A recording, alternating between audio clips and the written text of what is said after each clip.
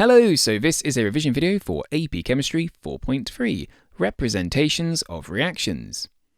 Particulate representations, also called particulate level diagrams or molecular level models, illustrate chemical and physical changes by showing individual particles interacting and rearranging. These visual models are especially helpful for understanding how reactants become products in a reaction and the role of spectator ions. They can also quickly indicate stoichiometric ratios in a balanced equation and changes in physical state. For example, the precipitation reaction between silver nitrate and sodium chloride to make silver chloride and sodium nitrate can be represented using a particulate representation. We would show the silver and nitrate ions along with the sodium and chloride ions as being independent of one another, dissolved in solution at the start.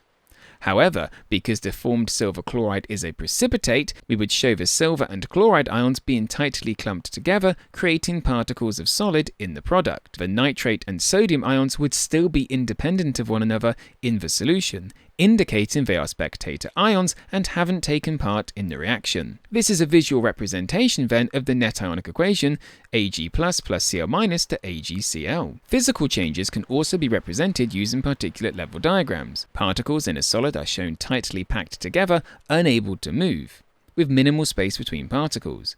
In a liquid, particles are still shown as being close together and touching one another, but there is gaps between them and they can move freely. They aren't held in fixed positions. A good particulate representation always uses shapes or symbols to represent each kind of atom or ion.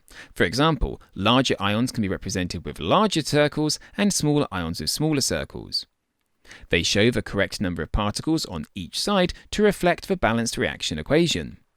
And states of matter are clearly indicated when relevant. So for particulate level diagrams involving gases, particles are shown spread out, independent of one another, solids are shown in fixed tight arrangements, and aqueous ions are shown freely moving independently amongst solvent particles.